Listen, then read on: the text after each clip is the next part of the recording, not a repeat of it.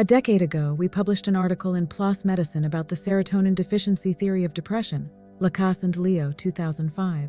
We transposed the psychiatric literature on serotonin and depression with what pharmaceutical companies had been claiming in their consumer advertisements for years, that a chemical imbalance, serotonin deficiency, caused depression, and this imbalance was corrected by selective serotonin reuptake inhibitor, SSRI drugs. For instance, advertisements for fluoxetine, Prozac, had stated, "When you're clinically depressed, one thing that can happen is the level of serotonin, a chemical in your body, may drop. So you may have trouble sleeping, feel unusually sad or irritable, find it hard to concentrate, lose your appetite, lack energy, or have trouble feeling pleasure. To help bring serotonin levels closer to normal, the medicine doctors now prescribe most often is Prozac, R. Eli Lilly, 1998, Antidepressants and the Chemical Imbalance Theory of Depression. A reflection and update on the discourse. Have trouble feeling pleasure? To help bring serotonin levels closer to normal, the medicine doctors prescribe most often is Prozac, R. Eli Lilly, 1998. We knew that such advertisements did not accurately reflect the scientific status of the serotonin theory in the psychiatric research community. The questions from journalists reminded us that the enormous marketing campaigns promoting SSRI drugs had convinced the U.S. public that the serotonin theory of depression was firmly grounded in science. This wasn't just an issue of misleading advertising. Goodman's public statement raised the question, how are patients with both diabetes and depression, who listen to their doctor's explanation of their two conditions, supposed to know that one explanation is based on scientific measurement and one is just a metaphor? The problematic advertisements disappear. In the early 2000s, the serotonin metaphor of depression was widely advertised by the makers of antidepressants, including advertisements for citalopram, escitalopram, fluoxetine, paroxetine, and sertraline, Lacasse and Leo, 2005. While some prescribers of psychiatric medication object to misleading SSRI advertisements, Rickles, 2006, Carlat sees widespread pharmaceutical propaganda as an opportunity. One thing that has happened is that because there's been such a vacuum in our knowledge about mechanism, the drug companies have been happy to sort of fill that vacuum with their own version of knowledge. That usually if you see a commercial for Zoloft on TV, you'll be hearing the line about serotonin deficiencies and chemical imbalances, even though we don't really have the data to back it up. The simple alternative would be to tell patients the truth, that the pathophysiology of depression is unknown, and that we have no idea how SSRIs work. The positive aspects of misinformed thinking. On January 23, 2012, NPR Morning Edition aired. When it comes to depression, serotonin isn't the whole story. Spiegel, 2012.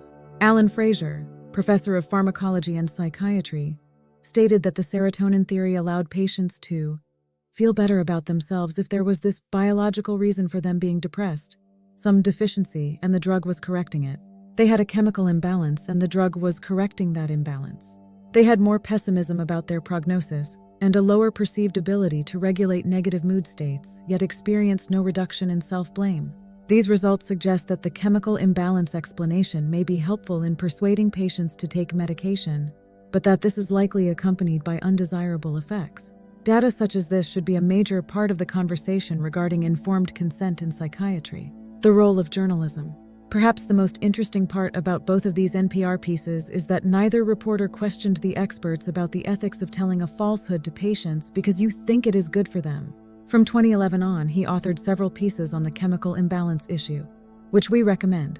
Pies 2011A, 2011B, 2014. These are available on the web, cited frequently, and Pies is the most prominent figure in U.S. psychiatry to take up this issue publicly. Pies doesn't believe that the chemical imbalance metaphor should be attributed to psychiatry. If Pies is correct, that's an awful lot of uninformed clinicians. A bumper sticker slogan to educate patients. In subsequent articles, Pies moderates his tone and concedes that practicing psychiatrists may have used the chemical imbalance explanation at times. Pies 2011b. He claims that it is the result of overbooked clinicians looking for quick explanations to accompany medication, perhaps to reduce self-blame on the part of patients. It's kind of a bumper sticker phase that saves time and allows the physician to write out that prescription while feeling that the patient has been educated. Pies 2011b. To us, this sounds similar to what Carlat was reporting. This might be seen as a question of priorities, because academic psychiatry in general has done a highly effective job of convincing PCPs to diagnose and treat depression with antidepressants. Academic psychiatry is silent partner in the promotion of chemical imbalance. Pies admits that both he and official psychiatric associations should have done more to dispel the chemical imbalance myth. Pies 2014. He adds that there were sincere attempts to do just that by several prominent psychiatrists. While we don't know why Ronald Pies himself didn't speak out on the chemical imbalance issue decades ago, readers should be aware of his past financial relationship with pharmaceutical companies. He sounds vaguely critical of the drug industry in his recent articles and never discloses any history of financial conflicts of interest. The APA issued a press release defending antidepressants, APA 2004, Healy 2006. This was at a time when the chemical imbalance metaphor was omnipresent in direct-to-consumer advertising. While that was seen as a pressing issue to present to the public, misleading messages on chemical imbalance were not. But we never promoted the theory. Remaining silent is one thing, promoting chemical imbalance theory is another.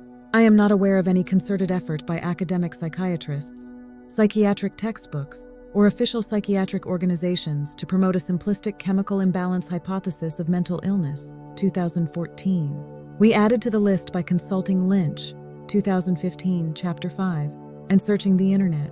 Mainstream psychiatry has promoted the chemical imbalance theory. The other conversation is between influential psychiatrists and the public, or between psychiatrists and primary care physicians. In this second conversation, the drug company advertising line about SSRIs correcting chemical imbalances is repeated as fact by psychiatric authorities, including the APA. The chemical imbalance theory is a little white lie. Pies started out enthusiastically critiquing the chemical imbalance theory. We obviously believe he tried to rewrite some history along the way. While previously psychiatrists who used this language were not well-trained or knowledgeable or well-informed, they are just telling white lies, little ones. It's a little white lie if you're a psychiatrist. If you're a confused, vulnerable, depressed person who agrees to take an SSRI after hearing it, you might not consider it so little. How many patients with reservations about SSRIs have agreed to take medication after being told this little white lie? Discussion. Widespread claims of chemical imbalance in depression have essentially been withdrawn by both the profession of psychiatry and the pharmaceutical industry. In the 1990s, no one knew if SSRIs raised or lowered serotonin levels. They still don't know. There was no evidence that treatment corrected anything. Patients have been diagnosed with chemical imbalances despite the fact that no test exists to support such a claim, and there is no real conception of what a correct chemical imbalance would look like. Yet conclusions such as depression is a biochemical imbalance are created out of nothing more than semantics and the wishful thinking of scientists, psychiatrists, and a public that will believe anything that has the stamp of approval of medical science. Psychiatrist David Kaiser of Northwestern University Hospital, 1996. Serotonin are deficient in depression, and that the action of antidepressants depends on increasing the synaptic availability of these monoamines, inferring neurotransmitter pathophysiology from SSRIs, is similar to concluding that because aspirin causes gastrointestinal bleeding, headaches are caused by too much blood. Additional experience has not confirmed the monoamine depletion hypothesis. American Psychiatric Association Textbook of Psychiatry, 1999. CINP Meeting with the Nobels, 2003, Shorter 2009, P204, Healy 2004, P12, The Behavior Therapist. Chemical imbalance. Source: Celexa helps to restore the brain's chemical balance by increasing the supply of a chemical messenger in the brain called serotonin. Antidepressants may be prescribed to correct imbalances in the levels of chemicals in the brain. Antidepressants have no effect on normal mood. They restore brain chemistry to normal. Antidepressants work only if there was a chemical imbalance in the brain that needed fixing. While the patient may require a somatic therapy to correct the underlying chemical imbalance, he may need psychotherapy. Some depressed patients who have abnormally low levels of serotonin respond to SSRIs. Patients who start an SSRI because they have been told it will correct their chemical imbalance, that it is like thyroid medication for hypothyroidism, are likely to eventually conclude that they have not been told the truth. This obviously creates awkward dynamics in patient-prescriber relationships and represents a potential public relations problem for the profession of psychiatry. We encourage our colleagues in organized psychiatry to work towards this end by improving medical education and ongoing training, by endorsing shared decision-making, and by ensuring that informed consent is based on the scientific literature. Carlet letter to the editor. In one section of the article, they accuse me of making deceptive statements to my patients about how antidepressants work. Just because smart people say something doesn't make it true. On promotion of psychiatric drugs. Like many, we believe that academic psychiatrists have been too closely aligned with the pharmaceutical companies, e.g., Healy 2004. Many professors believe they are being hired to share their expert opinion. But in the eyes of pharmaceutical and medical communications companies, academics are clearly being paid because their opinions are helpful in the promotion of the drug company's product. We were trying to be brief, and so we wrote that Dr. Pies fails to mention that he was paid to help them, drug companies, promote their products. Lacasse and Leo, 2015-209. In 7 of the 8 journal publications discussed above, Dr. Pies does not disclose a relationship with Apothecom. Discussion.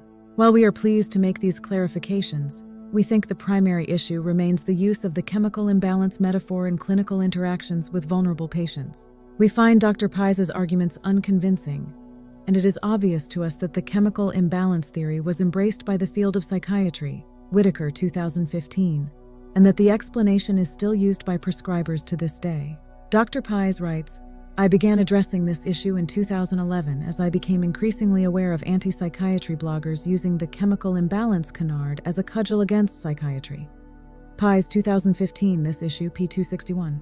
We think this is useful context to guide interpretation of his arguments. Political defense of his profession, we think his writings on chemical imbalance make perfect sense.